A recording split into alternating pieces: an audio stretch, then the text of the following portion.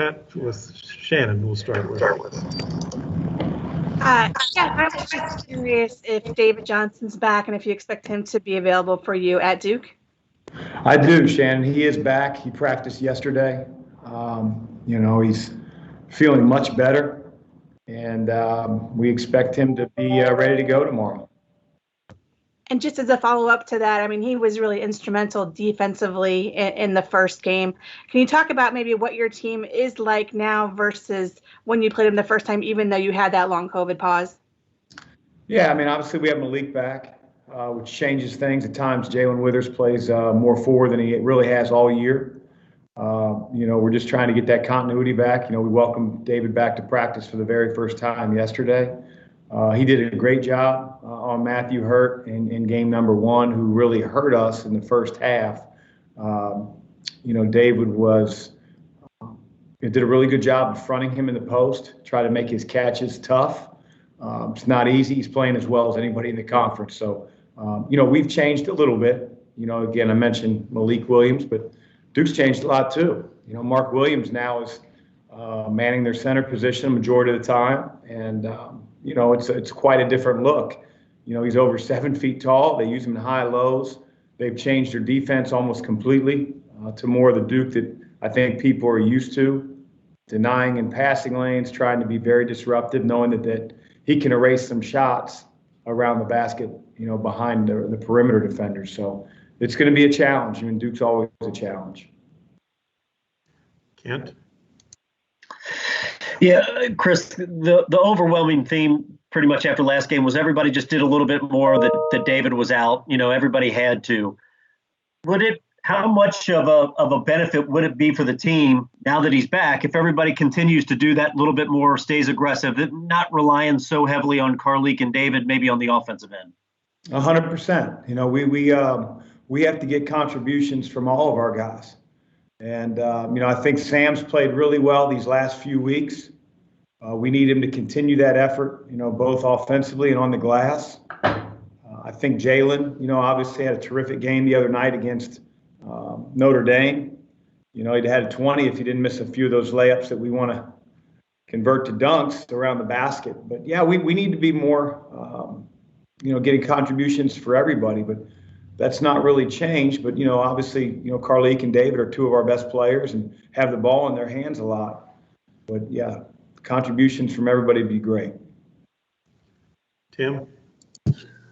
Chris, as much time as you've lost with the shutdowns, would you advise a team that is not on the bubble to play in a conference tournament?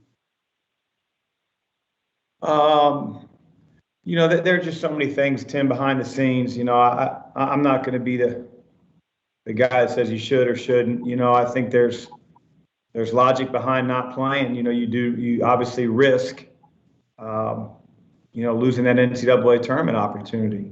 But I'm not going to be in a position of advising. I'm not an athletic director, so I'll just worry about preparing our team for Duke.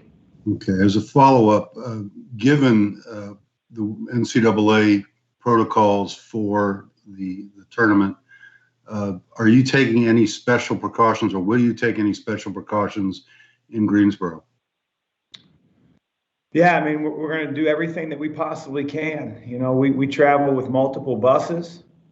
We make sure that anytime we congregate as a team, whether that's a meal, whether that's film, that we're spaced out. We aren't, doing anything public.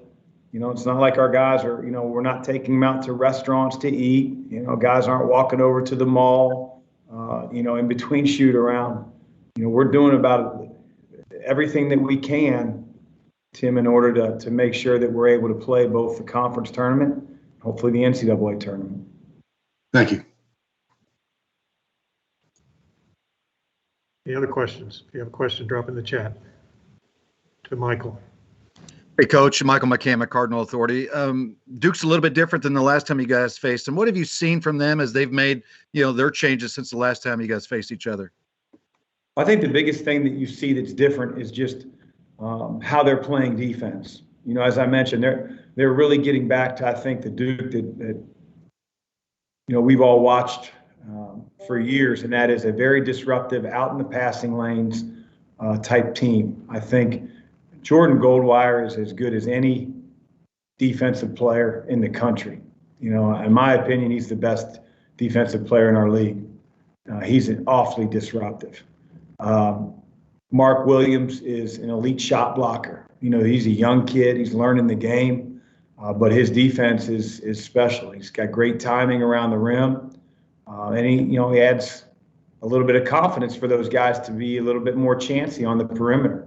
So that's the biggest change that I see. Offensively, they certainly do a little bit more high-low action because of his size, because of Mark Williams' size. They're shooting the ball better. I don't know if there are many players in the country that over the last 5 or 6 games are shooting the ball from 3 better than Matt Hurt. He's got that high release. He doesn't need any shot space. We're going to have to try to step up to that challenge as best we can. Anything further for Coach? All right, Coach, thank you. Thanks, guys. That'll conclude our